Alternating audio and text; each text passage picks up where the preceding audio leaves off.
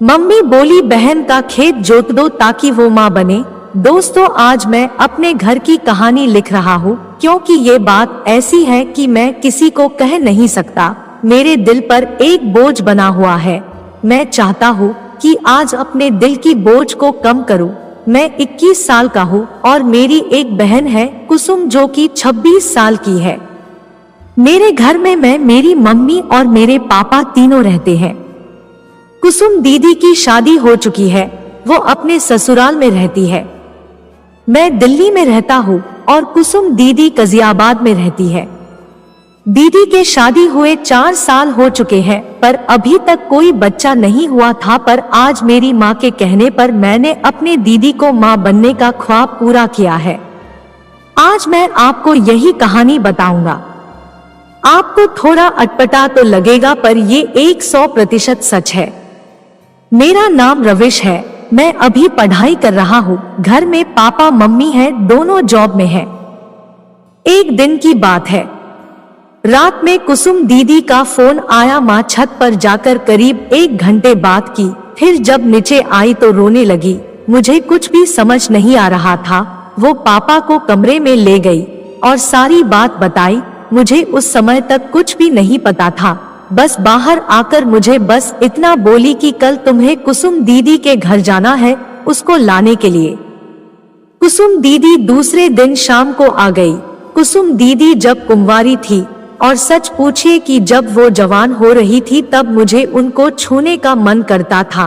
मैं कई बार उनको देखा जब वो कपड़े चेंज कर रही होती थी। तब मैं किसी ना किसी बहने कमरे में जरूर जाता जब कभी दरवाजा खुल होता था, क्योंकि मेरी दीदी बहुत ही खूबसूरत है। इतनी अच्छी है कि कोई भी आदमी देखेगा तो मेरी दीदी को पसंद करेगा। मैं भी करीब 3 साल तक उनके बारे में सोचकर मैंने 61-62 मारा था। मुझे उनके साथ प्यार करने का मन करता था। कई बार तो सोचा कि बोल दूं, पर मुझे बहुत डर लगता था कि कहीं वो माँ को बता दे तो क्या होगा। ये अरमान तो अरमान ही रह गए थे। रात को जब वो सो जाती थी तो कभी कभी उनके छू लेता। तो कहने का मतलब है कि मैं पहले से ही अपने बहन का आशिक था, पर कुछ कर नहीं पाया था। जब 3-4 दिन हो गया तो मैंने पूछा कि माँ, दीदी को क्यों बुलाए हो, वो भी इतनी जल्दी बाजी में। तो माँ कहने लगी कि उसका तुम्हारे जीजा के साथ लड़ाई हो रही थी आजकल, इसलिए मैंने सोचा कि चलो उसका दिल बहल जाएगा। फिर कुछ दिन के बाद एक दिन माँ मुझे पार्क में ले गई और बोली, देख बेटा, पापा आज नहीं है, इसलिए तुमसे एक बात कह रही हूँ। ये घर की इज्जत है, घर में ही रखना। इस काम में पापा को कुछ भी पता नहीं चलनी चाहिए। तो मैंने माँ से कहा कि माँ, कौन सी ऐसी बात है जो आप कह रहे हैं? आपके लिए तो मेरी जान हाजिर है, आप मुझे बताओ प्लीज। तो माँ कहने लगी, मुझे कुसुम ने बताया है कि वो अपने पति से माँ नहीं बन सकती, दिक्कत उसके पति में है। पर इस बात को उसके ससुराल वाले नहीं मान रहे हैं। कहते हैं दिक्कत कुसुम में है। तू अगर चाहता है कि तेरी माँ और तेरी बहन अगर खुश रहे तो तुम्हें एक काम करना पड़ेगा। मैंने कहा मैं क्या कर सकता हूँ? जब दिक्कत उसके पति में है तो उसका इलाज करवाना चाहिए। तो माँ बोली, वो इलाज नहीं करवाना चाहता है, वो तेरी बहन की सौतन लाना चाहता है। तो मैंने कहा माँ, हो सकता है दिक्कत दीदी में हो सकती है। तो माँ बोली, दीदी में कोई दिक्कत नहीं है।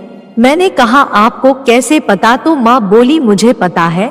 मैंने कहा कैसे? तो माँ बोली, मैंने इसका एक बार एबॉर्शन करवा चुकी हूँ। मैंने कहा एबॉर्शन दीदी का? बोली हाँ, जब वो कुंवारी थी तभी वो ट्यूशन वाले सर से रिश्ता बना ली थी और प्रेग्नेंट हो गई थी। मैं तो सन्न रह गया। मैंने सोचा बताओ, जिंदगी भर में एक सत कर काम चलाया और कोई मेरी बहन को गर्भवती कर दिया। माँ बोली, क्या सोच रहे हो बेटा? मैंने कहा कुछ भी नहीं माँ। तो माँ बोली, जिंदगी में बहुत सारे कुछ से इंसान को गुजरना पड़ता है। तो मैंने कहा तो इस बात से साफ जाहिर होता है कि जीजा जी में ही दिक्कत है।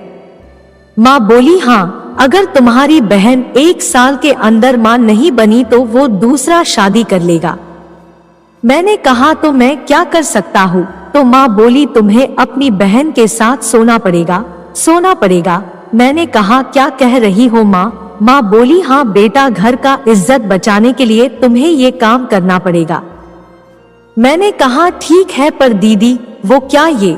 तो माँ बोली तू चुप हो जा, मैंने बात किया था दीदी से, पहले तो नहीं मान रही थी पर आज वो मान गई है। बोली कोई बात नहीं भाई, मेरा इज्जत लूट नहीं रहा है बल्कि इज्जत बचा रहा है।